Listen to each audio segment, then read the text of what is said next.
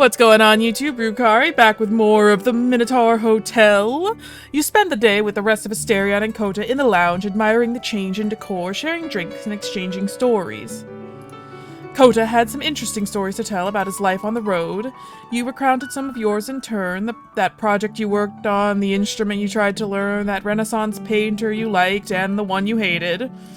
There's always at least one. Asterion kept quiet for most of the conversation about past experiences. His brief answers made clear his apprehension about sharing his story with Kota. Still, the Minotaur had his shy smile throughout the whole night. As soon as the topic turned back to anything less personal, he'd rejoin the conversation. Poor guy, he's just scared to share the fact that he's been imprisoned for stuff that shouldn't have even really been his fault. With the aid of a few glasses of wine, Asterion's posture relaxed. Slouched on his chair, eyes half closed, he was afloat in a sea of bliss. Eventually it started getting late and you bid Kota farewell. You and Asterion, meanwhile, returned to the master's quarters. Well, we've got guest number one at least. That's a start, even if things got a little spicy last time. Asterion stumbles about with you, drowsy but happy. He hums and sways his head back and forth, his hooves add a rhythm with echoes through the hall. Bleh, words. When he looks back to you, his one eye has a faint glimmer. Long day, huh? Yes, indeed. It's been so long. Time demanded its due. So much has changed. Peculiar faces, a different lounge, a whole new time, but I feel like I used to back then, surrounded by friends, talking well into the night. I have a purpose again. I cannot thank you enough. It's nothing, really. I'm just trying to be a good person. Also, I really would love it if the rest of your face would heal. I feel like both of us would be a little more comfortable with that. No, it is quite something. It is a high honor to serve you, Master. While we're at it, there's something about which I should inform you. It is your right as Master to know, and my duty as Keeper to inform you. Remember that story I told in the lounge? I mean, which one? You told so many. About the guy with the kid? Oh, yeah. I didn't think I would guess right on that, but okay. The one about Master Robert and his son, Master Bernard, whom I helped raise. Now, where should I start? I asked you today if you liked how I looked when I tried on my clothes. That was not a trivial question. The Master has a right to determine how the Keeper should look. That, of course, includes how I should present myself, what my uniform should be. But it goes deeper than that. How much deeper are we talking? I can change your literal color? During Master Bernard's mandate, he deemed I should have white fur. Before arriving here, he was a physician, you see, and believed it would convey cleanliness. Meanwhile, Master Robert always wanted me to have black fur, even as a child. He thought I looked respectable and imposing like that, and that he too would seem powerful when riding on my back. I suspect, with time, Master Robert insisted I have black fur solely to annoy his father. The two of them bickered about it quite often.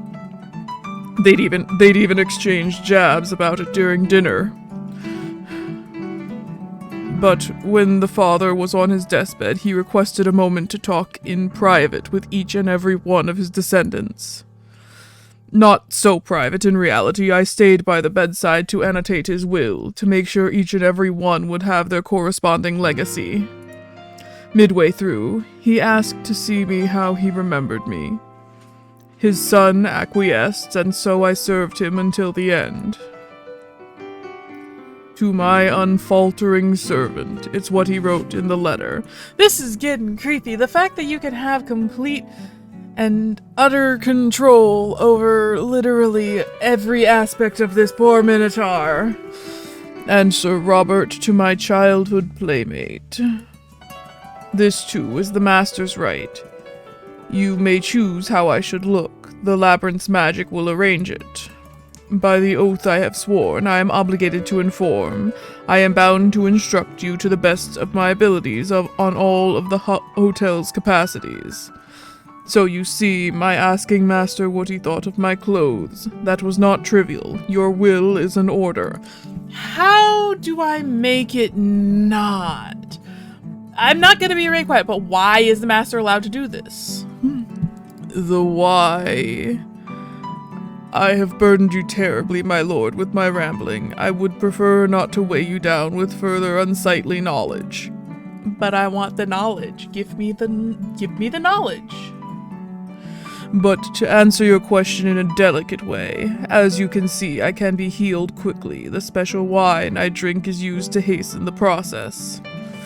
I am terribly difficult to injure permanently. The labyrinth allows the Master to control my form to an extent, with the goal of making it so I would not heal from certain injuries should the Master wish it so. So you're telling me there's people in the past that are like, I'm just gonna cut your legs off and you're not gonna heal from it? Because that's the kind of vibe I'm getting from this and I don't like it.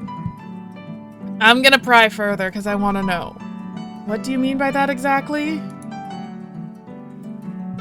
Maybe this is the wrong decision to make, but I'm burdened with curiosity and also trying to figure out how to make this not a thing for him. I am obligated to answer your question, my lord. If truly it is your wish to know, then I shall tell.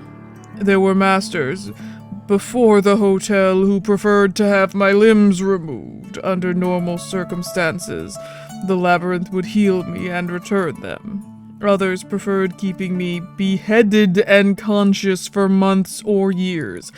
Holy, I should not have followed this line of questioning. I should have just put these pieces together and left it alone. With this power, the Master can determine my default shape.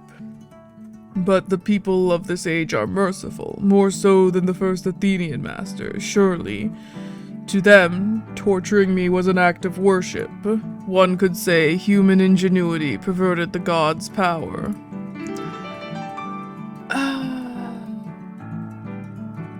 Is this bad? Am I just making him relive really bad memories?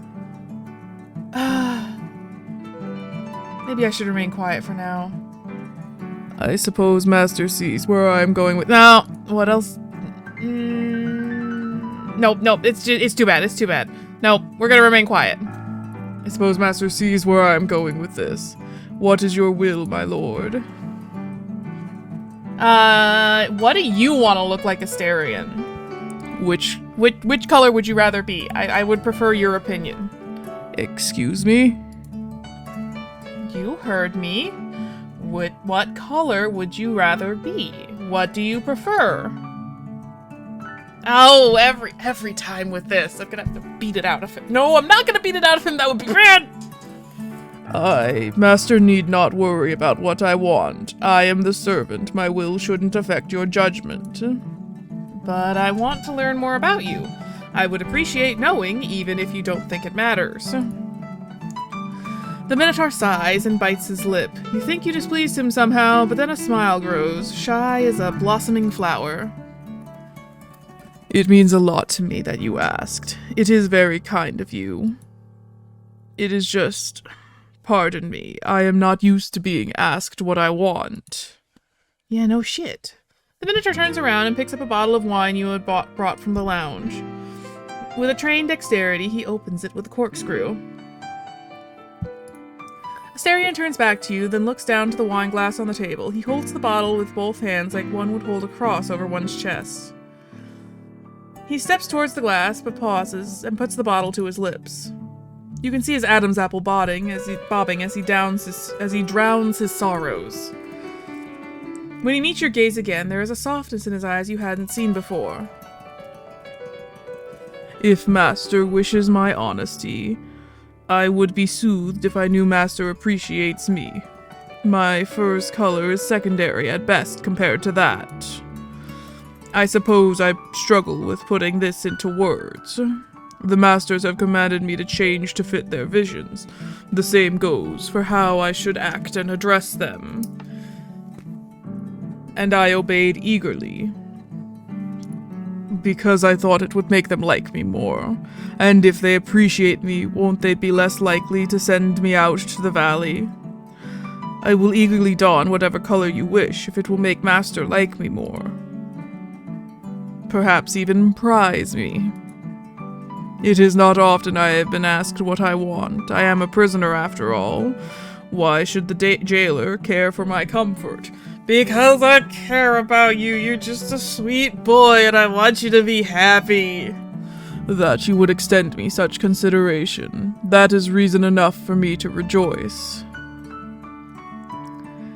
In which case, it is right that I give you an answer, one clearer than what I've told you so far. When I was alive, my fur was white. In my dreams, I still see myself with that same white fur. In the waking world, I look down and sometimes can't withhold a certain surprise to find out it isn't the case. After all those years locked away, I had even forgotten what my fur color currently was. If Master wants an answer, that is it. White fur would be nostalgic for me. Still, I'd be happy no matter what. As long as you don't hurt me. I don't want to hurt you, baby boy. Okay, you're gonna have white fur then. I'm gonna give you white fur. Please don't feel pressured to consider this in your decision. I am already happy you cared enough to ask. Whatever your choice is, I will be cheerful. I'm not gonna hurt you. I won't hurt you. I promise. I understand why you are afraid. I could see myself being suspicious of any new masters after what happened to you. You've went through suffering that no one should ever have to endure. My words might not convince you right now, but I'll say them nonetheless. I won't hurt you. The Minotaur holds on tightly to his bottle of wine. He looks down and bites his lip. A sudden weight seems to bear down on his back. I am only half bull. I am acquainted with the wiles of the human heart. Perhaps Master takes pity on me tonight. But I know how fragile human whims are, how they fade so quickly. I have thought long and hard over those decades locked away, about this hotel, my sentence, my previous masters, and a young boy I knew. He was around my age. His name was Icarus. His father fashioned wings out of beeswax and feathers for the both of them, but Icarus had the hubris of flying too close to the sun. Yeah.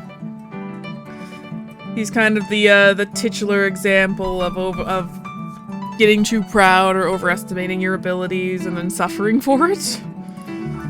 He fell to his death in the sea below, and we met in Hades after my death. I thought about him, that boy. Had I committed the same mistake by allowing myself to be happy? Joy was never my lot in life.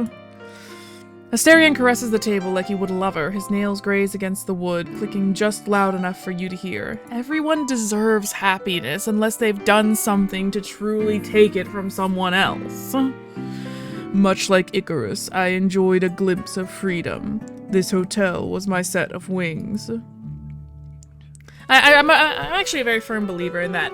Everyone deserves happiness unless they've tried to or succeeded in taking it from someone else. Because happiness should be a personal thing that you get to enjoy and achieve. And if your only happiness is from hurting others, from taking their joy, from basically from disrupting their core self, then that's the only time I would think that someone does not deserve happiness. A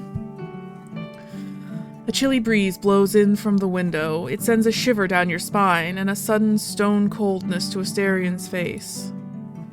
There are promises which cannot be fulfilled, my lord. The hotel knows this well. Not all contracts can be made to have an effect. The labyrinth would not allow one that opposes its stated mission. There was one master who early in his mandate tried passing a contract which would forbid any and all from harming me. It could not be made to have an effect. The ink would drip off from it. The paper aged and rotted like milk. Worse still, his charity ran out one day.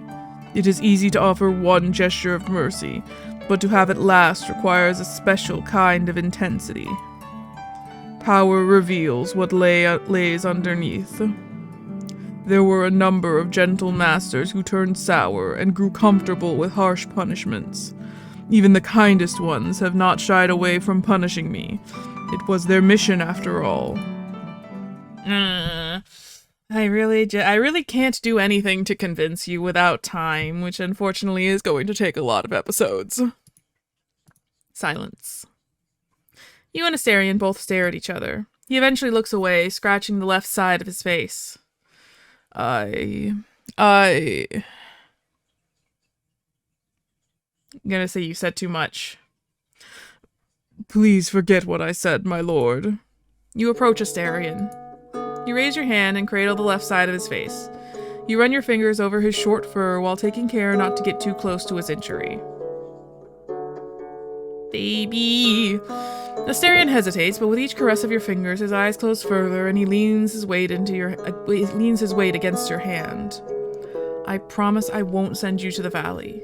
And I won't hurt you. Asterion fully supports his weight on your hand. His eyelid flutters as if he was already falling asleep. You lift your other hand and begin petting the right, healthier side of Asterion's face. At least you got the left and right? The Minotaur leans towards you and you scoot closer to balance his weight. You let the Minotaur have his nap until his ear flicks. You give it a gentle rub and his eyes shoot open. Master Rukari, I am sorry. I don't know what got to me. It must be the drowsiness. It won't happen again. He remains with his head in your hands. It's fine. How are you feeling now? Better? Worse? I'm sorry. I am well. Good. That's good. Great. Good. This is awkward. Sorry. Asterion hesitates further before prying himself away from you, but with a sigh, he does so. Again, I am sorry. You did nothing wrong. There's no reason for you to apologize. There's no reason for you to say that. As you say, my lord. It's all right, Asterion. I'll be different. Don't you worry. Achievement get, just like the song. I'm gonna pick your fur color. White is quite striking. Oh, if Master would allow me an impertinent inquiry, did you choose white fur because of what I said? As I explained, I'm happy enough knowing you cared to ask. You need not restrict your choice because of me. Anyhow, if white is truly your want, then I will gladly obey. Asterion closes his eyes and focuses. Before your eyes, his fur begins to change. Oh, baby! Still got a little recovery to do. Asterion's fur is now a lustrous white color, as per your request. You look a little bit like an emo with the black nails, though. I am honored with your choice, Master.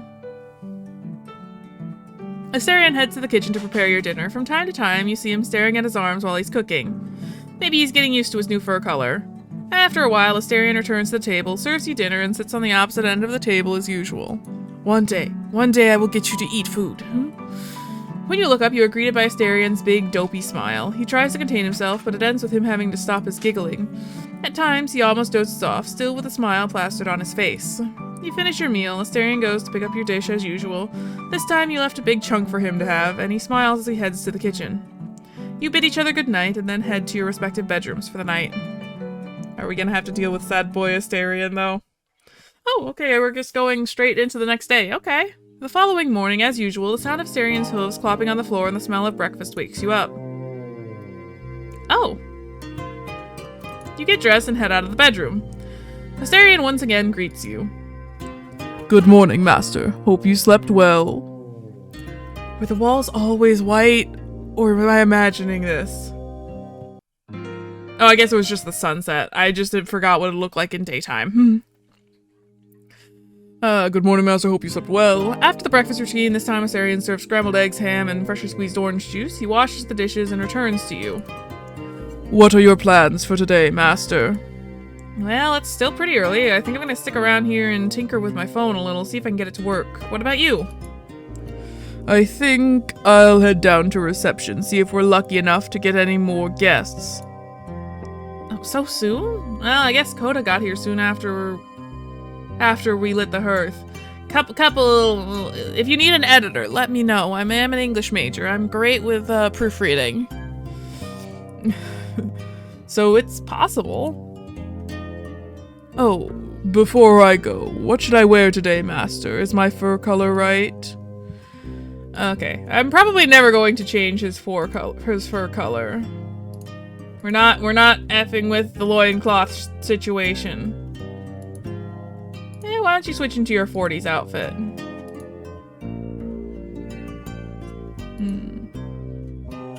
What's the matter, Asterion? Well, I'm debating whether I should tell you this or not, but I suppose it mustn't mean a lot to you, but I appreciate that Master has been good to me in one sense. What do you mean? Some of the more ruthless masters enjoyed humiliating me in many ways. Stripping me down and making me walk on all fours, that was a common one. I may be a hybrid, but I am half human. I'm not a beast. That came to an end, thankfully. In accordance with the contracts written and signed by my previous masters, I am forbidden from exposing myself when we are expecting guests. Neither may I establish a relationship with the guests. I am under a variety of restrictions. Not all of those contracts were written out of kindness, but they were beneficial. I am happy that you haven't attempted to break that rule, Master Rukari. Forgive me for bringing up the subject, but I thought it was important that you know. Yeah, it's effed up, but I just want you to be able to wear something different every day. At least that way it gives me a chance to do the laundry in between. Very well then, I shall head to reception. Asterion leaves and gives you a smile before closing the door behind him. You sit down on the couch, staring at the door and then the window, and think about how to spend your morning. Does phone even work in Ancient Greek Labyrinth? Luke 1, Stargazing and Whiplash. I'm gonna guess this is a new person coming to the... Oh, nope, didn't mean to do that. Back up. Oh god, we got a rock and roll hotel guest. Oh, it's the bald eagle guy. Griffin, sorry, an American biker Griffin. The Griffin sits on a damp picnic table, sipping his stale, diluted, all-American beer. You are going to have a southern accent, I just need to channel it. He hunches forward, supporting his elbows on his knees, and inhales the petrichor wafting from the rain-slick soil. You're Hulk Hogan, and I don't know how to do Hulk Hogan. He enjoys every gulp of his lukewarm Bud Light, letting it sit in his beak until all the taste is gone before swallowing. He looks ahead toward Cape Canaveral's launch site to avoid staring at the families nearby. He tells himself to smile. The table is coated in a fine layer of salty water, blown onto the mainland from the sea up ahead. That same salty condensation coats the griffin feathers, fur, and beak. His mind hops with each languid blink of his eyes. The lukewarm beer with an aluminum after- Hey, stop pushing that button, hand!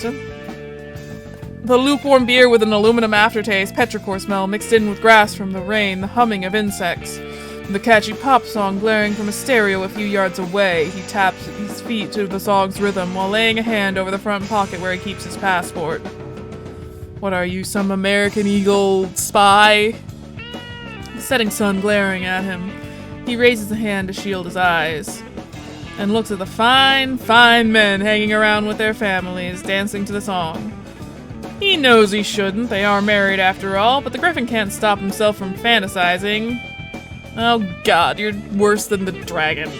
They are stout and hairy and damp from a humid day under the Florida sun. Their shirts have sweat stains. A few of them are wearing tank tops that ride up their bellies, showing off their treasure trails and navels. If this gets worse, I'm gonna have to cut you off just like the other guys, so you better keep it in your pants.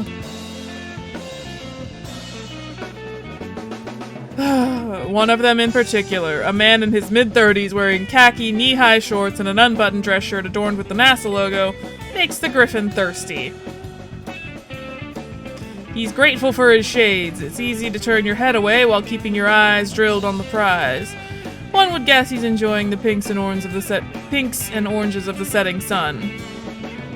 But there's no containing a longing like this. That's a fine man, sure, but it's the shirt that sells it for the Griffin. Surely it's just some gift shop memento, but maybe he's an engineer on his day off. He's always had a thing for smart men like that. What he wouldn't do to taste him, feel him, hear him gush over his latest project. The Griffin opens another beer and chugs it. Even with eyes closed, he lays a hand on the table and recognizes all the carvings on it dating from decades ago. At times, this Griffin avoids thinking in words. There's a danger in eloquence, but he cannot escape them forever. He checks his phone and scrolls over the messages from his ma and siblings, telling him they wouldn't be able to attend this year. Griffin has a family. The Griffin sits on his picnic table, caressing the carvings he left over the years, and is assaulted by words. He calls himself Luke. Today he is alone with his own thoughts, and nothing is more terrifying. This is the first time only one of them came over to watch the launch. For decades now, their tradition was fulfilled without interruptions. A yearly visit to Cape Canaveral to watch a launch. He knows that traditions are powerful for as long as they remain unbroken. But he's here, and hopefully that will be enough to keep it going. Next year he'll drag everyone along, even if it's the last thing he'll do. Even if, like today, the launch is cancelled at the last minute. Truth is, seeing the rocket go up is a happy surprise, but it's not at all a necessary part of their tradition. Okay, so he's a big aerospace enthusiast. What matters is bringing the family together to remember. I wonder if he was involved with something in, like, any of the initial launches, or if they lost someone in one of the launches that didn't succeed. The Griffin opens another beer can. He'll keep drinking well into the night, at times sneaking sideways glances at all those fine married straight men, hoping one of them looks back with the same lecherous eyes. If they looked his way, they'd see a painfully average human, an American with hazel hair and somewhat tanned skin. Luke pats his passport once more. How fragile is the illusion that keeps people from seeing his true form. A simple booklet is his main shield against detection. I would have thought you would have had, like, your dog tags or something a little more durable. And that same little notebook is what keeps all these men from looking at the Griffin and noticing him. It makes him unnoticeable. Were they to look his way, he'd be like a distant memory, a nondescript human shape their minds will glaze over. That is a weight all mythical creatures must carry, he knows. Well, listen, I got this hotel for you, but that's not even gonna work. Luke thinks back to his childhood, surrounded by more than a dozen siblings, back at the old farmhouse to the east of Austin. Oh god, you're a Texan bird. During summer, the entire family would sleep on the porch to cool off. The kids would become a mass of limbs piled together, breathing in unison. The boys in one corner, the girls in the other. Luke and his brothers would look up to the stars and trace constellations. Peter, the eldest, would tell the stories behind each one of them, or make them up, as Luke realized years later when he enlisted to the military and was mocked for thinking Orion was playing a guitar. Tonight, Luke cradles his memories. He'll sleep cuddling his picnic table, looking up to the stars he'll never touch. When he speaks, he has the voice of a schoolboy, and he hears Peter telling him all the made-up stories. One can almost forget the hardships and temptations of being an adult at such times. Bruh, I'd give anything to go back to childhood, with all my friends in the library playing tabletop RPGs or watching anime after school. Yeah. Those days are hard to find. By the time dawn breaks, he will be a man again on his way home. Except you're not gonna end up at home. Of course you have a motorcycle. Driving scares away the words. One's conscious mind turns off, and all that is left is being in the moment, pure mechanical memory alongside the scent of his cracking leather seats. Long drives and thousands of miles never scared Luke. Ever since his 20s, 10 hours on the road or more were always welcome. He has a home, a small cottage in the mountains of a flyover state 40 miles away from the nearest town. Not a single neighbor, human or otherwise. It wasn't worth it making the effort to build bonds when he would just be forgotten. That was an effect of the passport and all the charms he used. It disguised the Griffin as a human, but also made most people prone to forgetting him. He could never remain there for long. The isolation got to him, but neither did he fare well in cities for long. Being forgotten was too much. Why specifically being forgotten? Is it like part of his deal with whatever government he works for? The cabin was just a place he had the keys for. His car was a better home. You have a car that sounded like a motorcycle. Although with all the traveling over the years, he had learned not to grow attached to any specific vehicle even if he took care of them like a son. Home was the road in all of its forms, usually car, but also train, bus, even hitchhiking. As for a bed, his time in the military taught him that the floor is as good as any bed. Although sometimes he lay there at night and wondering, if he was in a bed instead, would there be someone beside him? He looks down to the cup holder to his right. There's his passport, that little blue booklet, his ball and chain. He can't lie to himself, he can't stay long in a single place. But he can't speak the truth either. Words, he knows, are dangerous. For a man such as him, these wordless moments of mechanical memory feel like the closest to paradise he will ever experience. Just do, be, don't think too hard about it. A reverie such as this can last days, but it is fragile. All it takes is a single unforeseen shift and it shatters. And that's what happens. Far ahead, something catches Luke's eye, a man walking beside the road. Is it gonna be, Jean from before? Because that would be kind of funny. He doesn't think. The impulse to help a stranger just hops up to the forefront of his mind. He wants to give him a ride. The car comes to a screeching halt. Luke lowers the passenger side window and stretches over to greet the traveler. It is! It is! I knew it! I don't know who you are or why you're playing this game with me, but I knew it! The Griffin cranes his neck up and down to take a good look at the man, but speaks before he's even seen his face. Okay. Hey you, brother! You want a ride? The Griffin is still appraising the man, quite openly in fact. It's been a few days since he's seen any action, and the last afternoon in Cape Canaveral only revved his boosters. Luke stares openly at the stranger's crotch. Now that's a happy surprise, he thinks. It's not every day a handsome hitchhiker packs his own lunch, a thick length of denim-busting sausage. Every one of this game. Good, dear God. Now aren't you a good Samaritan? Don't mind if I do. Samaritan. Now that's a word Luke hasn't heard before. He keeps his ignorance to himself. The traveler has a stiff accent with sharp consonants and a chirpy, youthful voice. As soon as he enters, Luke's surprised with how well kempt he is. He smells like fresh laundry. That's an even better surprise. It's never sexy when the car ends up smelling like a garbage truck. The two set off together with a radio, blaring a sweet jazz tune. Luke sneaks sideways, glances at this fine piece of man, and tries to keep it in his pants and fails. Not many people nowadays give rides to just anyone they see on the road. That's very kind of you, Mr. Luke! Just Luke, and what can I say? I don't have the heart to leave someone in the middle of nowhere.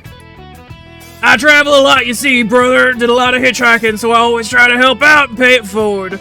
By the way, mister, I'm afraid I didn't get your name either. Jean. That's what my friends call me. I don't know if you're Italian, I don't know if you're French, you could be German. I'm just making your voice up as I go. Oh, so we're friends already. That was quick. Of course, I've been on the road for a good while too, and I can appreciate someone who treats travelers properly. People like us ought to look after each other's needs. I don't like the look on your face, Jean. Oh, I sure know how to treat a traveler properly. Luke sneaks another sideways glance to John and spreads his legs. I'm not even gonna read about that, you pervert. He sure could go, nope, you are getting cut off, just like the other guy. He must be one of those weirdo foreigners, Luke thinks. You have a funny accent, Sean. Mind telling me where you're from? I think we're out of the danger zone now. This seems safe. Oh, I'm from Europe, but you can probably guess that I don't live there anymore. I work as a delivery man, so I don't ever stop for long in any single place. In fact, that's why I'm here to begin with. I'm making a delivery to a truck stop a few miles up ahead. You only have to take me that far. You are American, yes? Is that a Texan accent I noticed? Damn right!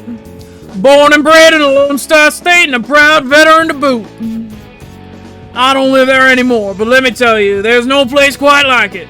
The men are men, for starters, and no food beats ours. I've heard some say New Orleans Cajun food is better, and it is good, don't get me wrong, but nothing compares to our barbecue. Nothing. I've been to Europe, and I've had your grub and drank your wine. It ain't too bad, but y'all are too classy and stuck up for your own good. Back when I was there, I'd rather have my MREs than the stale bread the French gave us. I don't get what all the fuss is about the baguettes and croissants. Back then, they wouldn't even spare us a pat of butter. Never got what's so good about macarons either. Back when I was in Nancy, they all tasted like cough syrup. French food ain't what it's cracked up to be. The talking makes Luke forget about his blah blah blah. He's used to being silent and avoiding words, but of course he is almost always on his own and on the move. The prospect of company warms him up and all the words come pouring out. Words aren't so prickly when you have company. And while some, if not most, would feel intimidated or weirded out by Luke's ramblings, the traveler cracks a smile and nods along. Have you ever been to Texas? You need to try our cornbread, plus a proper burger with a nice cold Dr. Pepper. Pepsi drinkers get the rope. Good old Texas barbecue too, you have to try it. It's the best in the whole goddamn world and the rest could suck it. I don't know if a fancy pants European like you could appreciate a proper burger though. Seen one of you trying to eat a whole one with a fucking fork and knife. Then again, aren't knives banned over there in Europe or something? Texas will make a man out of you, and if you're ever in Houston, there's so much to see. Mission Control and the Space Center for starters. They have kick-ass pickle pops, you gotta try those. Oh, I've been to Texas before, yes, but I admit I haven't been through all those experiences, I'm sorry. Definitely haven't had any Texas barbecue. I'll have to get that sorted out next time. Can't make such a faux pas again. Now there's another one of those fancy European words. Foul pas, thought the Griffin. If you don't mind me asking, what brought you here to Florida? Oh, it was a family reunion. Oh, nope, wrong guy. I mixed up. Hold on, backtrack. If you don't mind me asking, what brought you here to Florida? Oh, it's family reunion. Mine and all my siblings get together once a year to watch a rocket launch. It's our tradition. But the whole thing went to shit. Everyone was too busy this year. I came anyway, of course. Can't let a tradition die. But even the launch left me hanging. The whole thing got delayed.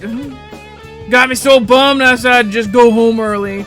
I usually stop by Fort Lauderdale for a week or two of fun, but I figured I wasn't in the mood for it. Oh, I'm sorry to hear that. And Fort Lauderdale. Now that's a destination if you want to party. Maybe a more relaxing vacation would do you good. You've already visited France. I'm sorry you had such a bad experience. But maybe you should try giving Europe another chance. Brussels is great this time of year. It's like a fairy tale. Is there any place you'd like to visit? Now, stop doing that. Luke, thinks before answering. France is out of the question. Same goes for Italy. Same goes for Germany. Italy, perhaps. Or Greece. Yeah, there's a place. I'm 3.125% Greek, you know? That's where my family came from some 20 or 30 generations ago. I mean, sure, I have a lot of Native American in me too from my mom's side. Did like a Nemean lion come to America and get with some Native American bird species of mythological creature? Is that the explanation, or are you just a griffin? But I always thought of myself as Greek. I ought to pay Nema. Yep. His ancestor was the Nemean lion, I called it. I ought to pay Nema a visit someday, see where my ancestors came from. The Nemean lion, Luke thinks. Large is the gap between how a man sees himself and how he is seen by others. I can't believe that actually was the answer. Yay! Greek mythology knowledge! The hitchhiker sees a man, a painfully bland, mixed-race American, but through the rearview mirror, Luke sees his true shape.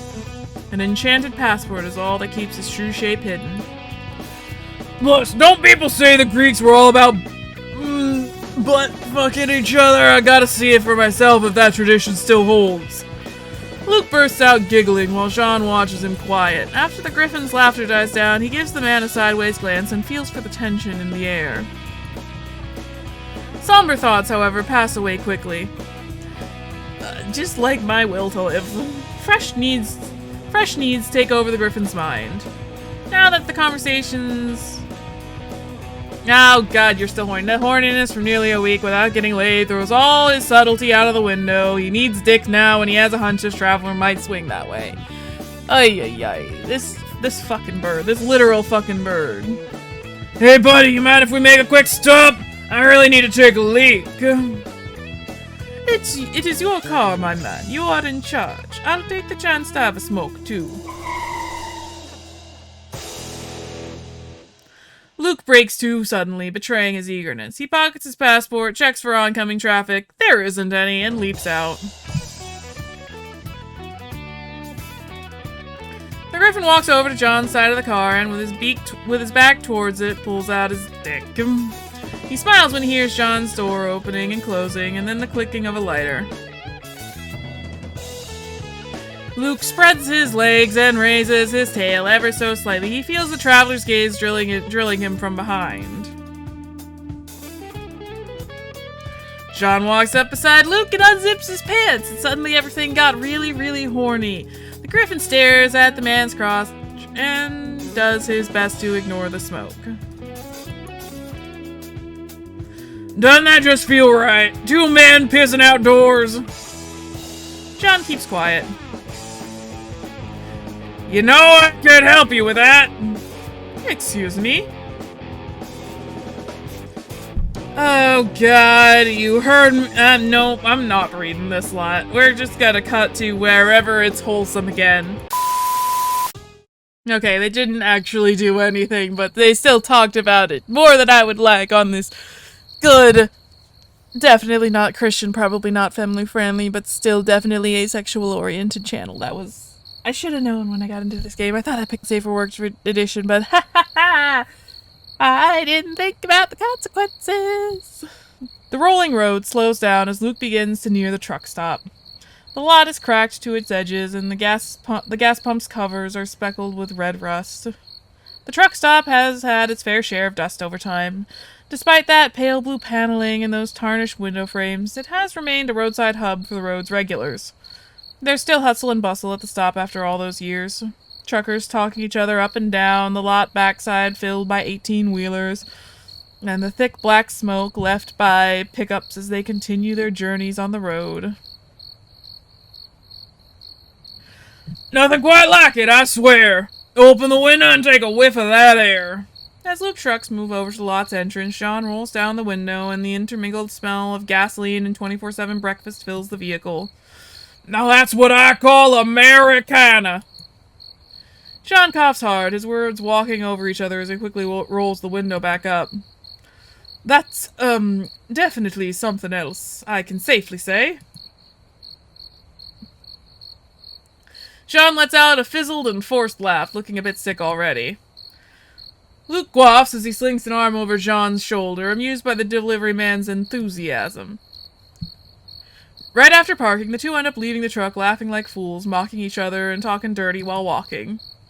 You know, Luke, I wouldn't mind catching you around again sometime soon. Luke's mind falls to the gutter again. Not like that, bird brain. I make deliveries along this route often, you see. There's this hotel reopening a bit further down the road, and my employer might send some shipments there soon. I'll be honest, you look like you could use some time off. None of that Fort Lauderdale party life. I mean a place to cool down for a while. If you do stay a while there, I'm sure we'll end up seeing each other again. I'd like that. I would. I think you're British now. Oh, really now? I'll have to take you up on that then. Ain't too common you make friends on the road, and I mean friends that show up at the same diner or rest stop more than every 3 weeks. It's not easy to make conversation with someone you don't see much, especially when half the time they barely remember you.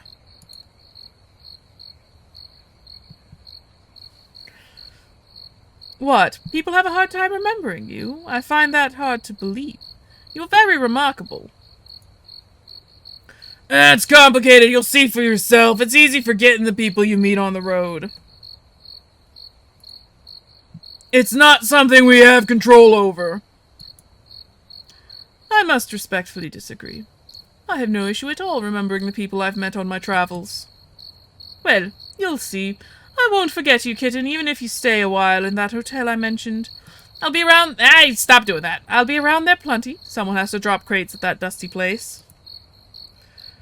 We'll see. Luke thinks, already aware of human folly. That's not a human. That man is someone else. The goddamn passport on his pocket will make sure Jean forgets about him. The two arrive at the manager's office right by the rest stop's diner. I have to drop this package off, but you should try to get a room there. It certainly looks like it needs the guests. I'll think about it. Hotels can make your wallet drier than the Chihuahuan. Well, it is reopening just now. Wouldn't surprise me if they're doing some kind of low rate for the first few guests. Just give me a call or text sometime. The two exchange numbers quickly before Jean extends his hand over to Luke, offering a gentleman's handshake. "'Twas nice meeting you, Luke. I'll see you around, okay?" Luke bats the hand away and gives Jean a heavy-handed pat on the back, almost knocking the poor man over. Now that isn't how you say goodbye to a friend. You take it easy, partner. The two break apart and wave goodbye as they walk away from each other. A man can dream of being remembered and making friends. Hope is delectable on its own, especially when it's foolish. Luke has a smile stretched on his face before taking notice of something more pressing, his hunger.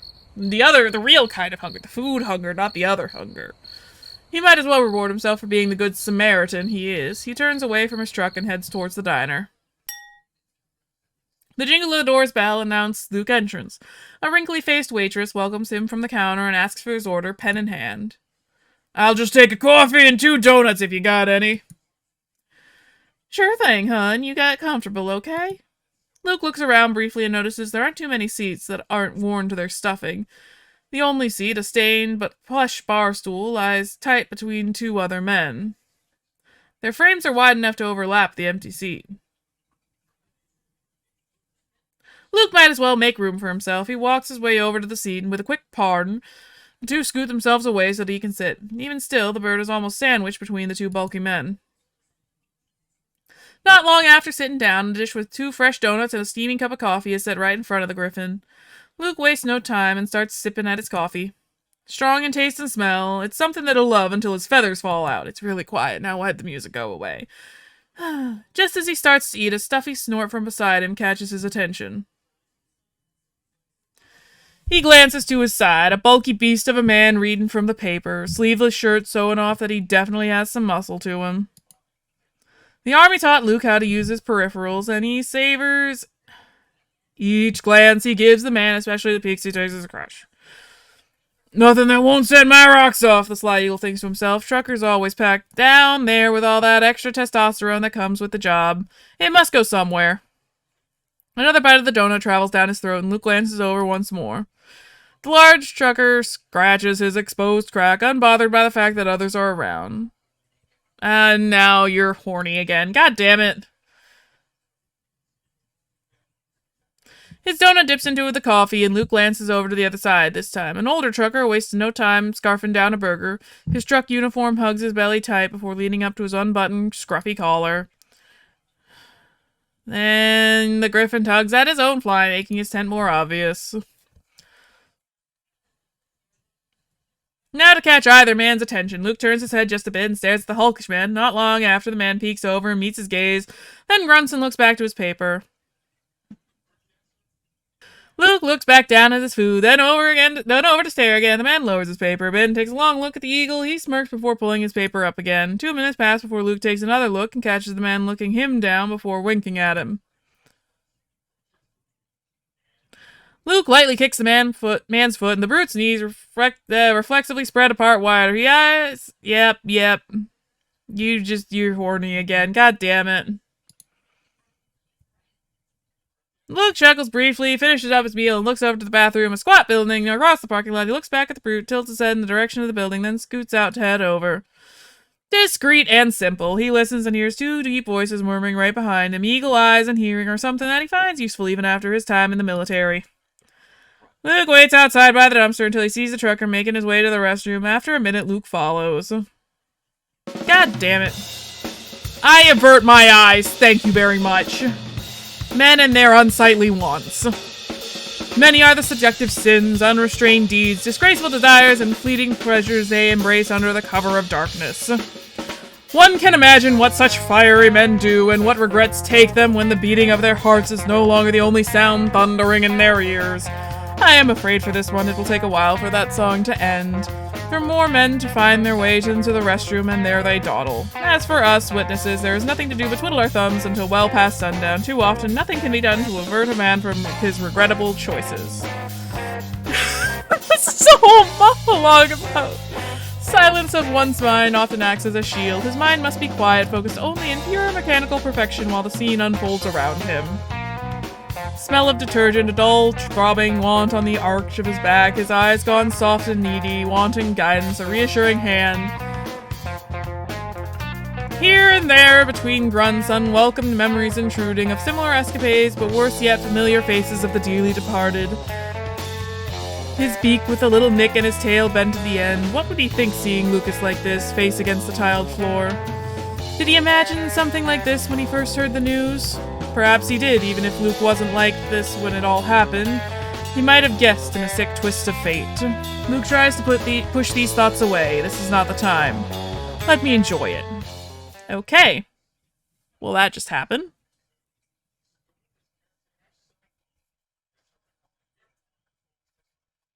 Luke arrives at the cafeteria and asks for a cup of coffee. The look of disgust in the cashier's eyes makes it clear he knows exactly what Luke was up to and that he's not welcome to drip on their floor. The cashier slides a styrofoam cup over, even if Luke didn't order it to go. He takes it and goes outside to sit down beside the dumpster and look at the stars. This is going to be a long one.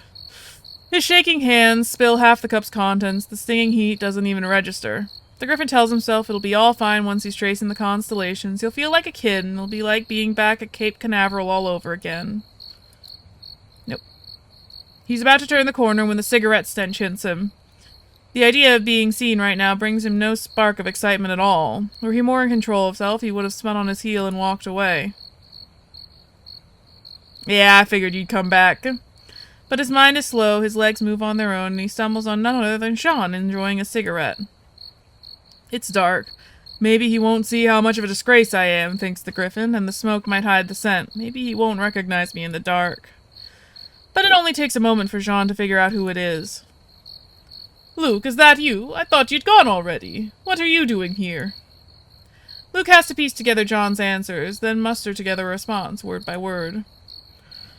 Wasn't feeling too good, so I took a nap in my car. Just woke up and I went for a cup of coffee.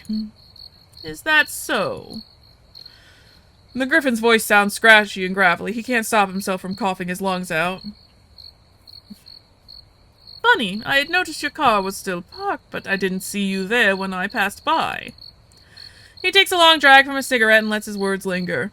Luke sits on the ground and shrinks into himself as he cradles his coffee. He dares not look at Sean, at that silhouette and the burning tip of the cigarette shining. It seems like you're catching a cold, too. You sound, pardon my bluntness, like shit. Luke sips on his coffee, hoping it will give him enough time to recompose himself, but silence lingers, gnawing away at him. Sean holds out for an answer until it becomes too much for the Griffin. And what are you doing here? Weren't you supposed to have left by now? Oh, my ride had a few issues. It'll take 1 more hour or so to arrive, so here I am, waiting, watching truckers come and go. Lot of commotion tonight. The Griffin's mind crashes and sways like the waves. He remembers how pleasant it was talking with Jean before. He just wishes he had that again. Like earlier in the day, Luke acts before thinking, and as the words leave his mouth, he always regrets them. I can give you a ride again. You're good company. I enjoyed the talk. How about that? Luke's stomach sinks however, as he realizes there will be no way to hide how much he's stinking. Jean will learn, if he hasn't already, what Luke is. Showing off his sexual conquest used to make him proud, but not tonight. Very kind of you, buddy, but I'm going back the way I came. Bless, you look like you really need a rest. Do you remember what I told you? There's a hotel up ahead, supposedly. It's reopening. Maybe you could stay a while. Seems like you need it. Is there someone waiting for you back home? Nope, I live on my own. And any reason to return quickly? A job, family, obligations? Luke goes back to his coffee, and Jean takes the hint. Maybe I should, yeah. I sure could use some peace and quiet. A change of scenery. There's also a shower here. It's for employees, but I'm buddies with the owner. I have the key with me. I'm sure he'd be fine with you using it. Yeah, I could use a shower. John hands him the key. I suppose I should give you privacy now, John stomps his cigar. Actually, if you don't mind, would you talk with me for a while longer? You know about the constellations, their names and their stories? Would you be okay if we talked about them? Look, there's Orion. It's hard seeing Sean's face, but even if his eyes are covered in shadows, there is a glimmer. Sure, Luke. I know how to read the stars. It's useful. I'll tell you all about them, but you promise me you're going to take a break? Whatever you want, long as you keep talking. Oh, poor boy. Much has changed since Luke was a boy. No more sleeping on the porch in a pile with his brothers. No more listening to the radio after Dad got back from work. No more stargazing with Peter. He's a grown man now, covered in sex and knee-deep in self-loathing, struggling not to spill coffee from a styrofoam cup while sitting beside a dumpster. The shower will wash away all the gunk, but Jean's voice cleans his mind.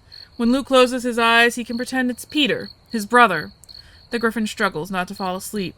When Jean's ride arrives, the two say goodbye. It's laconic, even sorrowful. Luke takes a shower and naps in his car, looking out to the stars through the windshield. He's too tired to drive right now. Tonight he holds on to the voice of his brother like he's still a boy. When morning arrives, he'll be a man again, on his way to that hotel he promised to check into.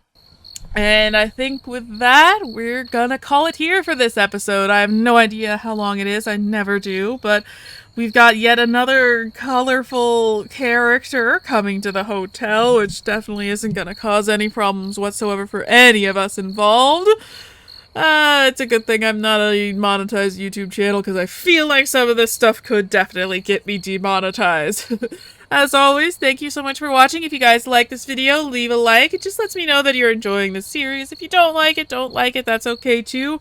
Maybe you want to subscribe. I'm making videos a lot more frequently than the usual, so I hope there's something for everyone to enjoy, even if I've got too many things going on at once, because I always do. And once again, I'm rambling, so I'm just gonna call it here now and say goodbye, so goodbye!